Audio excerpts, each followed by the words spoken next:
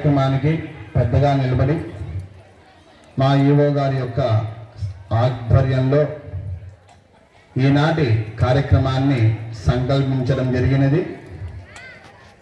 ఇందుకు కావాల్సినటువంటి పరిపూర్ణ ఏర్పాట్లు, కావాల్సినటువంటి సంభారాలు, వస్తువులు ఏవైతే ఉన్నాయో ఇవన్నీ కూడా దేవస్థాన సిబ్బంది సంపూర్ణ సహాయ సహకారాల చేత ఈ యొక్క కార్యక్రమం ముందుకు కొనసాగుతూ ఉన్నది.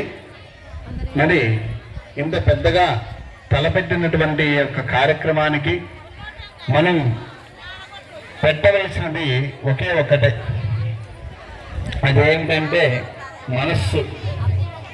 అమ్మవారికి అన్నీ తన వద్దే ఉన్నాయి, మనం ప్రత్యేకించి ఏమీ ఇవ్వక్కర్లేదు. పత్రం పుష్పం ఫలం తోయం యోమే భక్త్యా ప్రయచ్చతి. కావాల్సినటువంటి వస్తువులు కూడా దేవస్థానం వారే ఇస్తూ ఉన్నారు. మరి ఇన్నిచ్చినా కూడా అమ్మవారు వీటికి కాదు సంతోషపడేది, మనస్సుకు సంతోషపడుతుంది.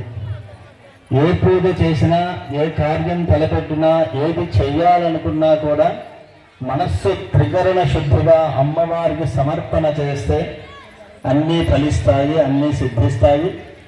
కాబట్టి ఈ యొక్క శ్రావణ మాస పౌర్ణమి ముందు వచ్చేటటువంటి ఈ యొక్క 2వ శుక్రవారము, వచ్చేటటువంటి శుక్రవారం శ్రావణ వరలక్ష్మి వ్రతము జరుపుకోవడం జరుగుతూ ఉన్నది.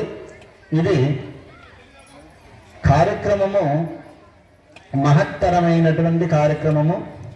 ఈ కార్యక్రమానికి మనకు కావాల్సినటువంటి భగవంతుడు అన్ని విధాలుగా ఏర్పాటు చేసి ముందుకు నడిపిస్తూనే మహత్తరమైనటువంటి వరలక్ష్మి వ్రతానికి శుభప్రదమైనటువంటి శుచి అయినటువంటి కార్యక్రమాన్ని మనము ముందుకు నడిపించుకుంటూ ఉన్నాము. ఈరోజు అదీ కాకుండా దేవస్థానానికి వేరే ఉభయదాతలు శుక్రవారము అందున శ్రావణ మాసం పురస్కరించుకొని స్వర్ణ కవచాలంకరణ సమర్పణ చేసి ఉన్నారు.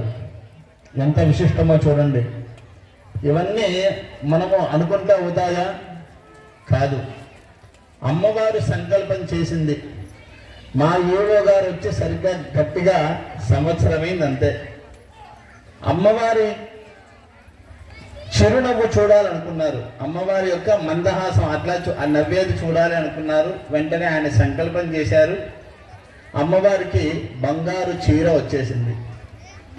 ఇదంతా ఎందుకు ఇట్లా జరుగుతున్నాయంటే, చేసేటటువంటి కార్యాచరణ నేను ఏదైతే చెప్తూ ఉన్నానో త్రికరణ శుద్ధిగా చేయాలని ఆ భావనతో మా ఈవో గారు పరిపూర్ణంగా అమ్మవారి పైన బాధ్యత వేసి చేశారు. అట్లాగనే స్వామివారికి కూడా బంగారు కవచాన్ని కూడా ఏర్పాటు చేశారు. ఈ విధంగా మనము సేవించడానికి, అమ్మవారిని పూజ చేయడానికి కావాల్సిన వాటిని కూడా స్వామి అమ్మవార్లు ఆ యొక్క బాధ్యత అంతా మా ఈవో గారి యొక్క భుజస్కంధాల పైన పెట్టి అవన్నీ కూడా వారి ద్వారా చేపిస్తూ ఉన్నారు.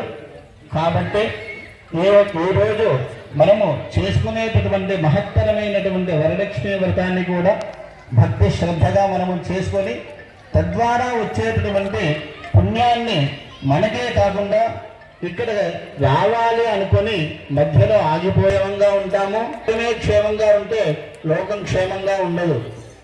మనం ఎవరిమో కాదు, మనమే లోకము. లోకం వేరు కాదు, మనం వేరు కాదు.